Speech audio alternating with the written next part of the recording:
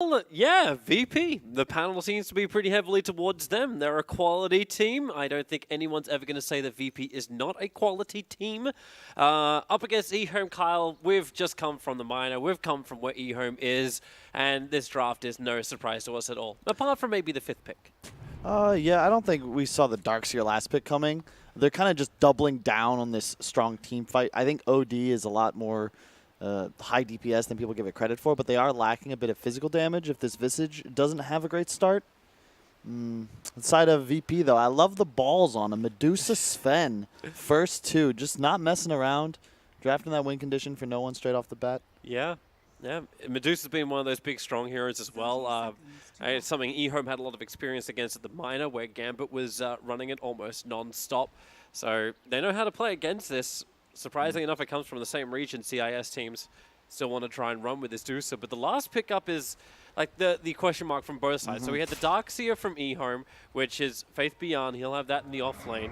But going up against the Juggernaut of Ramses.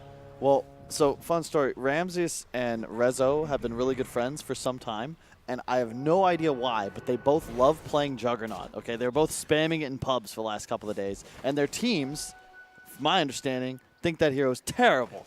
But for some reason, they're just, you know, it's fun, right? You get to spin TP out, you get to ult people, and you've got this great Arcana. I think it's really the Arcana. They use the same set. It's just because you want to have the item set. Yeah. But at least at this game, like, there are some upsides. Like, he's a good laner against the Darkseer. The Healing Wall kind of undoes a lot of the damage that the Iron Shell does, and you can also cut through that individual creep quite quickly. So it doesn't seem like at least a bad matchup for Ramses. I think you ideally like playing Jug against Darkseer, which is why they're last picking it, because you just go Healing Ward, you can spin every other creep wave, but what ends up happening is exactly what we see here, where the Darkseer just backlanes, and because the Elder Titan is a stronger support than the Grimstroke, you can't really prevent this either. Yep. In fact, it actually becomes a little bit more aggressive into Grimstroke because ET just rotates over, uses that plus 39 damage, and punches through Roger with the Iron Shell damage. No, Fairy Fire will keep Roger alive. So we'll not be able to find that kill for Tianming underneath the tower, but it's not going to stop him from harassing. Whereas down bottom, I really like this Furion core decision. Furion support is great, but there are a lot of teams, specifically Gambit, that's been utilizing it in the 3 position, and Russia as a region, or CIS rather, really prefer it as the 3. And you can see Pasha already looking to start bodying these 2 very weak int heroes, specifically Visage, who has less than 0 armor. And when you're playing against a Blightstone first Furion, you can't really do much. Oh, Stormbolt's out. Visage slowed up, but that's why Graveshield's there to give him that extra movement speed to get away. I know you were saying, Mark, we were kind of discussing a little bit during the draft as well, like with this lineup, like, oh my god, that's going to go again. Double Mango's up, and Jakiro takes the fall. Solo's going to Warcry up. They have extra control. They do, thanks to the help of Roger. And ET, iffy about if he wants to fight or not. Virtus.pro, 3 players on bottom lane. I was going to say, you were mentioning the VP has to win the laning phase. Yeah, for sure. And I think this is a good decision to rotate Roger down to get that first blood, but I'm not certain you want to tri-lane against the Visage. Yeah, this may be a little bit more problematic. The Breathe Fire's out, and damn, that ET. Or tri-lane against the ET even. I mean, Spirit comes out to get the kill over on Grimstroke, but ET hits real hard. This is cool that you leave the Jug up top against the Darkseer. So they're just going to trade farm back and forth. This was something we used to see back in the Darkseer first pick era when ROTK was still a player, not a coach. And you would just trade. And then the off lane in the other lane is just this, what's the word for it? The Thunderdome, a Coliseum, just constant bloodshed. And I expect we'll see both teams put a lot of emphasis on battling down here in the bottom lane. Mid, OD versus Dusa. OD's arguably the hard counter to Dusa, not in the laning phase, but just throughout the game, because you're stealing his mana through his intelligence as you hit him with that orb. And later on in the game, I think that ASD is going to be able to win this game for his team if he has a good start. And so far, so good. Yeah, so far it's pretty nice. Like Juggernaut as well as Darkseer are doing their own trade-off. FPN this time around, because they're tri-laned on bottom, VP, he's able to do the creep skipping as normal. So Ramses has no other choice but to spin down lanes. Yep. This is not the ideal situation, and with the tri-lane, Pasha's not getting early levels either. Like he's having to lead, like he's got 2 leeches, Roger and Solo inside the lane. So this Nature's Prophet isn't the global presence I was expecting him to be very early on.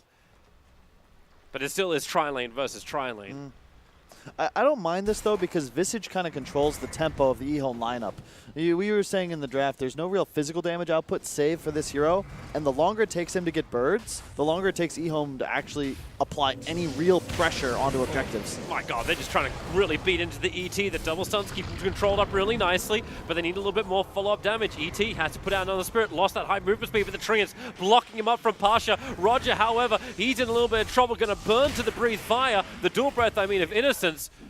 And Visage, okay. He's dead. Again, yeah, cannot back out. Yep. Blindstone on an H's Prophet, you're losing your armor, he's lost his shields, and that's 3 heroes going down for the price of 1. I really don't like his decision to go for this double null starting item. This is a far bigger mistake than I think people realize, because when you're at less than 0 armor, like, you're just taking too much damage. He needs a Bassi ASAP, especially considering they're in a tri-lane. Yep. And it's not an unusual build from the Nature's Prophet. Every Prophet we've been seeing goes this early Blightstone against the low armor heroes that try and contest them. Whoa. Goodbye top lane as Faith Beyond gets a solo kill on Juggernaut. Pasha on bottom lane begins his TP out. Cannot get it in time. The punch is able to arrive from Tianming.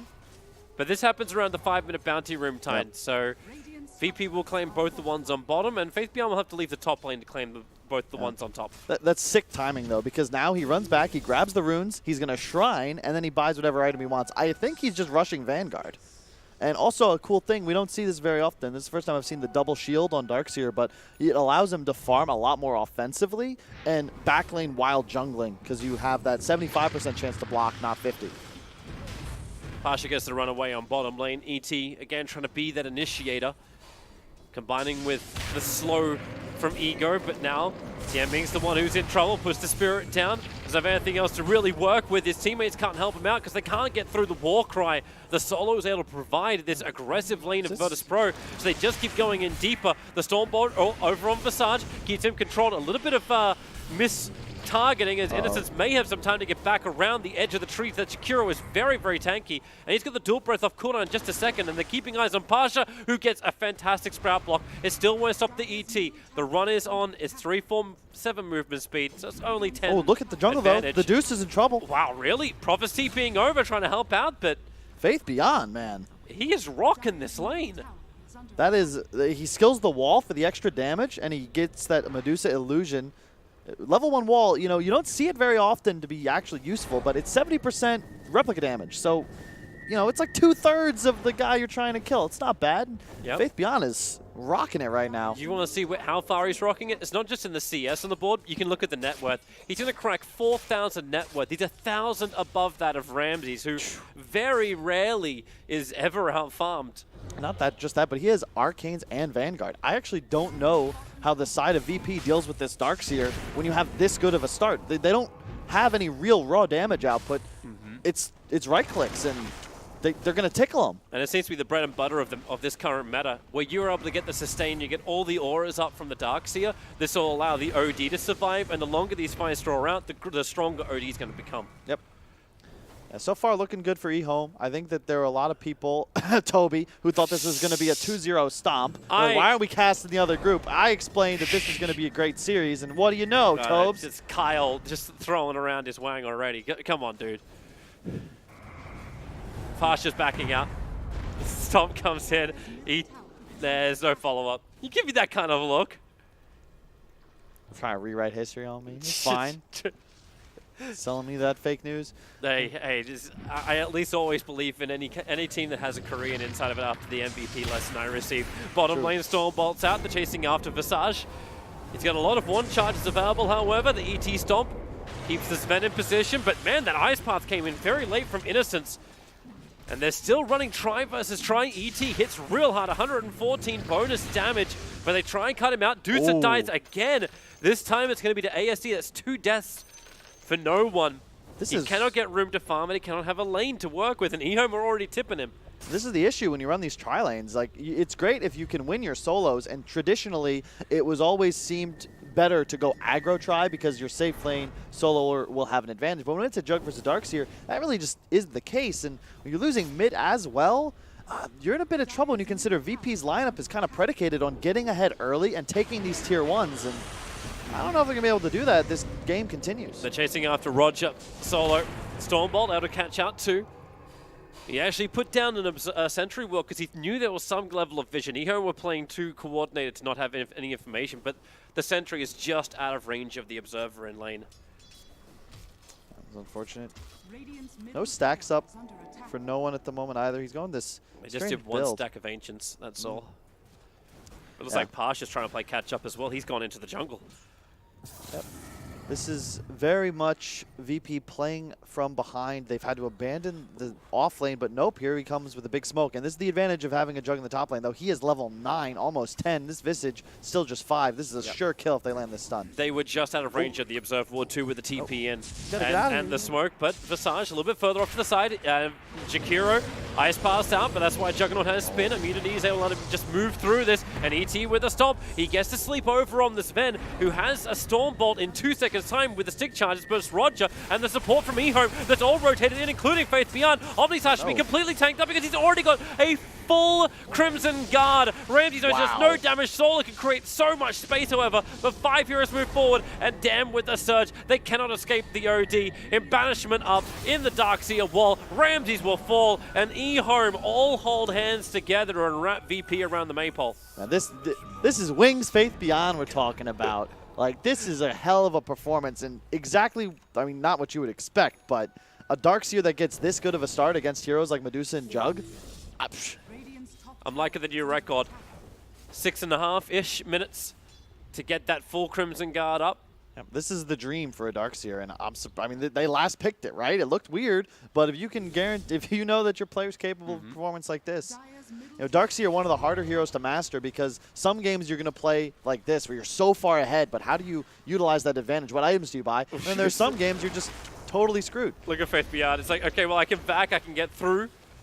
Pasha is able to finish his TP out. No plus 90 damage, or else he probably would have had that kill. Bottom lane, Roger, he's able to get himself a little bit further away thanks to the stun from the Inkswell. It's going to be important EHOME continues to maintain their tempo, though. They have Visage Jakiro. These heroes are no slouches when it comes to taking objectives, but they need to try and make that happen. And it's tough when you consider how much wave clear and global map pressure just having a Furion on your team will do. So it's going to be important they keep doing what they are doing. Darkseer shoving top at all times, the Visage in the bottom lane. Look for that opening. Oh, more fun for Solo.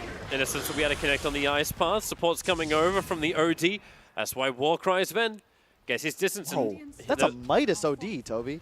That is a, really? We're going old school.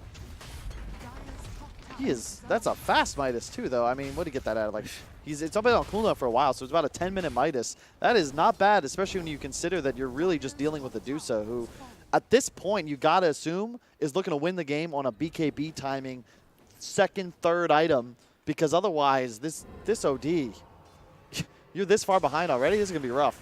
Yeah. And they're going to need to find so many ways for VP just to change the tempo of this game. And obviously, it isn't just bring everyone to a lane and try and fight, because EHOME are very happy to do that, and they're already too tanky to do it. Like, VP can't win it because Darkseer will always be stronger. Now they look towards the mid. ET Stomp, well out of position for Solo. But a level 4 Sven trying to stop this kind of attack, while on bottom lane, Pasha cannot escape either. Just run down so many slows that EHOME have in combination together. Man, I was talking about that offlane Prophet. I neglected to comment on, this is a hard Prophet game. I used to see PPD used to just pick Jakiro immediately into Prophets. Not only do you have that, but there's a Visage and Elder Titan, like the Darkseer. So much catch for you, and who do you actually threaten as a Prophet? Like, who's weak enough for you to bully at this point? Yeah, there's no one. Like, you're not getting through either of these supports.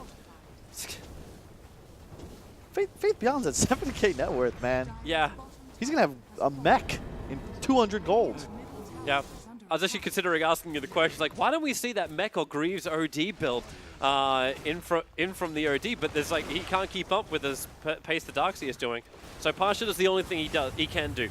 Yep. Split, push the crap out of this map. Never let EHOME be able to take a fight without having to trade something for it. And bear in mind, like, VP's behind, but this is one of the best teams in the world. They're not out of this, but they're going to need a lot of time. Jug, Dusa, you look at their itemization. You know, we know how long Dusa takes to come online, but a Jug, he's going Battle Fury, and he's still the full Demon Edge away almost. This is not really a team that's capable of battling at all. and they're going to need at least 10 minutes to get things going. EHOME, you got to look to take a tower or two, maybe a Roche in that time. You can't give the OD 10 minutes. Like, he will be unkillable in the upcoming fights. Like, he's already going for the Yashikaya. Yeah. And if he wants to build a BKB of his own, they have nothing that's able to penetrate this. The physical damage of the Juggernaut is nowhere near scary enough. But VP will try and find underneath their own Observer Ward, so they come in close. The Sun's already over on the ET. Look at the TP support already coming in. This is 4 heroes from Virtus.pro. The Sprout made it very difficult to continue to move up the hill, and defensive imprisonment underneath the shrine. The ET will survive through all of this, and the Darkseer wall will fall. ET, well, let the splitter go. Virtus.pro are in full retreat as EHOME moves forward. Looking for one target. They've got a sleeping Sven inside the river. The Sprout from Pasha tries to create more space. Ice Path will be off target. And Virtus.pro should be so happy they get away with what they've got, because Dusa with a double damage rune took the mid-tier 1 tower in the meantime. But he did overstay his welcome a little bit longer. And now no one has to Stone Gaze. He's out of mana. Is there a stun? There's nothing. There's a bit of a misplay by ASD there. If he just attacks twice, forces the Stone Gaze, then Astrals, that's a for sure kill. But he got a little greedy and was like just, you know, grabs the W right away, but then it's just a Stone Gaze TP, no problem. And as you said, though, good for VP. They can't really win an engagement. They just want to force EHOME to follow them around the map. They just got 4 bounty runes as well. Yep. Like, they may lose, they just profit for it. Pasha, OD imprisonment, there's just a simple ET spirit into stop. No Medusa, at the same time around the shrine, you can have an extra battle. The stun out from Solo. Omnisage kicking through on top of the familiars only really now. They have to drop to the ground, but it's all on cooldown. They just drop the Eclipse. 2 heroes there for Virtus.pro. No one's practically out of mana, so they banish up one, and then the jump around the tree lines. They want no one, but they also want Ramses, and they'll claim both cores. The Ice Path makes the impenetrable wall. A double kill for ASD. And Virtus.pro are being run over by EHOME. Oh yeah, and this OD, man, this is such a selfish, greedy build. But if you get away with it, this is the most terrifying mid hero in Dota 2 at the moment. You get Kaya Yasha right into BKB, and all of a sudden there is not a single thing anyone on VP can do other than run in terror. And they're going again. Solo has to retreat away. This is not how Virtus.pro wanted to start. A month ago, they battled against LGD and lost 2-0, and the last game was not a slow one. 16 minutes is how long their last game of professional Dota 2 took a month ago. And we were wondering, how is VP going to do? Like, they just brush off the icicles and be really hot and fired up. So far in game 1, it looks like EHOME, they're all warmed up after the minor. Yep. I mean, it's kind of weird, right, when you consider VP top seed coming into this tournament against EHOME, who are theoretically the bottom seed as the minor winners. But don't you feel like that gives you an advantage? 15, 20 games, you win the tournament, then you come, you're definitely warm. And such great play from EHOME. They could see Roger trying to creep skip, and again, something they're not unfamiliar with. This was happening so much during the minor, and they preemptively TP before he even attacked the creep wave. I like what ASD did. He chose to go for a Blink Dagger instead of finishing that Yasha right away. I think this is a great move because you're already so ahead. You just want to ensure that you can hunt VP and find kills, and this is an item that allows you to do just that. And I don't know if you look at Pasha, he's got almost a pipe and a Vlad's finished, but man, what does a pipe do against a hero like OD? That's the problem. That's a very good question. You kind of almost wish he could just go into full split push, go the old school build with like Blink Dagger and Maelstroms and just push out the side lanes, but goodbye to the tier 1 tower. At least they'll get that. Should flag to VP that EHOME were on the hunt. Battle Fury finished on Ramses, so he's starting to accelerate. Still, you know, the Visage, luckily for VP, is not having the greatest time. He's going to push this top tier 2, probably look to take it. I want EHOME to go for a Roche and then look to not end game, but certainly take an engagement. You don't want to let VP get time to get those next core items up. Yep. Well, the top tier 2 tower is being brought down now. The Siege creep dominated up, so EHOME have all the pushing power in the world. This will mean if they do breach up high ground, either in the mid lane or the top lane, they can just rotate and take 2 full lanes of racks against Virtus.pro. So that Aegis model you were mentioning, that's the enabler. They're going to have Greaves and Urn coming out on the Courier. Ready to go. I mean, poor Solo, only just hitting level 7, 18 minutes into the game. And this is one of those scenarios. Nice deny. Oh, wow. They actually let him get away with that. It's the good vision from Virtus.pro that allows Solo to know he can do this. 2 observer wards up. This is something you rarely see non-top teams do. Nice courier snipe, but... Yep, ET stomp. He'll lose his life for it. ET splitters out as well, Nature's Prophet. Pasha has no way to escape this, and with him down for 30 seconds, you know where EHOME want to go next. It's into Roshan. It's to claim the Aegis. So it's like a good courier kill, but as you said, like you're just giving away this free Roshan. You're going to look to maybe make a play down bottom on Jakiro, and you can see Ramses doing just that. Not going to be in time, however. Good job by Y there to clear that creep wave. Yeah, there's something I love to see. You'll see Liquid do this a lot as well, Secret too. Very few teams are comfortable warding their own jungles when behind. And the top teams always do, and it's something I would really like to see. I'll use like Alliance as an example, who traditionally are always placing vision aggressively. You can look at all of these wards just kind of serve to not gain map control necessarily, but just to ensure that they're safe farming where EHOME isn't. All right, they actually try and Faith Beyond, try and chase down Pasha. TPs are coming over. It's the form of the OD, and with Blink forward, fantastic sprout, but Vac is even better from Faith Beyond, pulling back Pasha. Another 30 seconds without Nature's Prophet. Yep. Does buy them the 2 runes though. Up top, you're gonna have Tianming. Tianming is gonna take the top 2 bounties, so 2 for 2. Yeah. For anyone who kind of questions that, like his name when translated means destiny, but everywhere he's been saying like, call me Tianming. So we go with that. OD, oh, nice. Wow. Spin and then TP out. Yeah, I was just about to make the point that the one cool thing about Jug in this game is that if you spin TP, there is absolutely no cancel, nothing you can do about it. I like that play there from ASD. He had so much intelligence that would have at the very least oomed Ramses for the spin teleport and found the kill, but alas. Just a maybe 1/10 of a second too late. Yeah, but it's confidence to go for it. I cannot believe how much money VP is expending on sentries. They're all across their side, like 5 sentries, 6 sentries. Currently down. They just don't have the money to keep it keep supports up. This is why you actually see like Solo. Yeah, he's level 8.